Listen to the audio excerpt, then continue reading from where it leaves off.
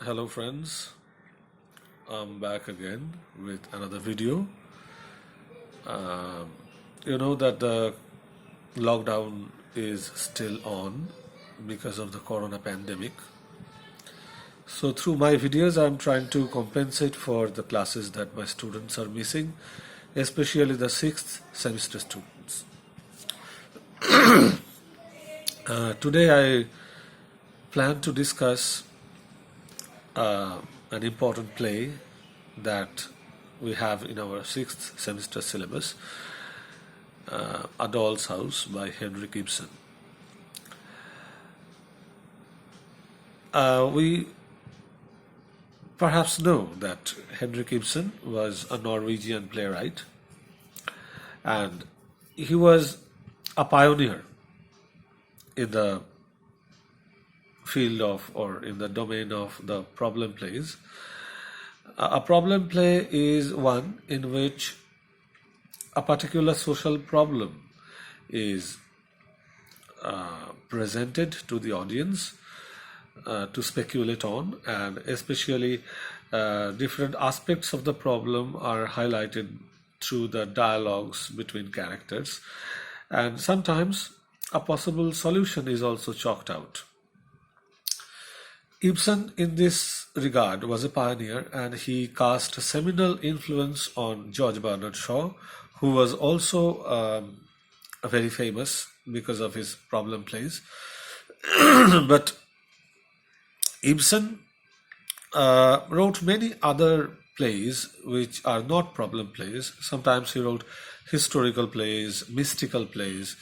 These are sometimes termed romantic plays. And these problem plays are, of course, realistic plays because they highlight the prevalent problems in the contemporary society. Now, A Doll's House was a very controversial play in its time because it came up with some radical ideas. But Henrik Ibsen always said that he was not a propagandist. He said that it was his job to ask questions and it was not his calling to answer them. And he also said that he was not interested in propaganda, he was rather interested in human beings. Now, that's a very broad claim to make because all the writers, they are engaged in portraying the human life, if not anything else. Now, if we take up A Doll's House for our discussion, we have to know why it was so much controversial in its time and why it generated so much of enthusiasm among the feminist thinkers. The play is centered on Nora, who is a homemaker, and the play traces the trajectory of her career. It records the development of Nora's character. First, she is a very naive and childish character who is absolutely dependent on her husband, pampered by her husband, and petted by her husband to a great extent. And gradually she expresses the strength of her character and she grows. She experiences a spiritual growth through different crises. And at the end, ultimately, she leaves her family, her husband, as well as her children, and sets out on a journey for self-realization. Now, we have to keep in mind some of the key feminist ideas which might help us make sense of the play. They will serve as a kind of critical framework so that we can analyze the play properly. First of all, we have to recall the feminist claim that the personal is political. This play deals with a family, and the idea is that what happens in the society also happens in the family. Now, in a society, there is a power structure, and the power structure is often uh, based on class or gender or sexual orientation, etc. And feminism focuses on how the power, how the hierarchies in the society are created uh, on the basis of gender. How in a patriarchal society, men or masculinist ideas are privileged, and how women are deprived, how they are subjugated, how they are denied different kinds of social privileges and rights. Now, when the entire patriarchal society believes in certain values which undermine women's rights, those uh, that the same kind of ideology operates within the familial circle, because family is after all embedded within the society. That's why through the society, Ibsen actually wants to critique the through the family, he wants to critique the society. Now, we have also to recall that Simone de Beauvoir pointed out that no one is born as a woman, one becomes a woman. So, what she wanted to highlight was that sex and gender are two different things. Sex is biological and it is something that we are born with, and the male child is distinguished from the female child only because of some physiological differences. But that doesn't imply that the male are superior to female or the female are inferior to male.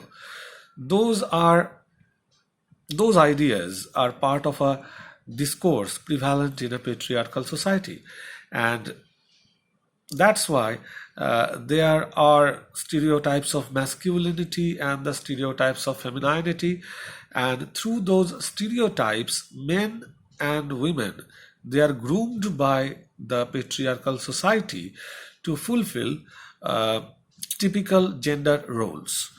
Uh, so, a girl child, for example, she is taught to take an interest in household chores. While she is a child, she is given a toy kitchen set to play with. She is given dolls to take care of so that when she grows up, she can fit into the role of a mother. And male children are given kits for outdoor games. They are given cars which are associated with outdoor life. They are encouraged to be strong and aggressive, and that's why they are given guns, toy guns to play with. So, whereas male children are groomed according to masculinist stereotypes, they are taught to be strong and brave and aggressive. Women are taught to be docile, obedient, diffident, so that they can be easily subjugated by different male members of the society who exercise different kinds of authority in their lives. In Nora's life also, we see that different men uh, exercise their authority on her. When she was a girl, she was uh, she was bossed over by her father. When she is married, she is bossed over by her husband. She must get all her actions approved by her husband. She cannot do anything on her own. And this absolute lack of agency on women's part is what patriarchy wants. Now, the problem ensues when Nora tries to transcend her gender role by exercising some agency, by exercising some authority, or when she aspires for self-reliance or independence. First of all, we see her confide in her friend, uh, and she says that once she had taken up a copying job through which she earned some money, and by earning, she aspired for self-reliance. She became self-supporting, and she said that when she became self-reliant, she felt as if she were a man.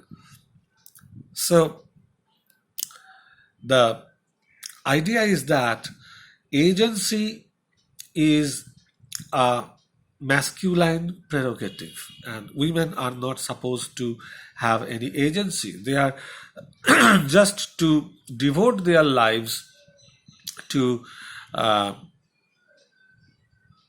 the service to the male authorities that they have in their lives.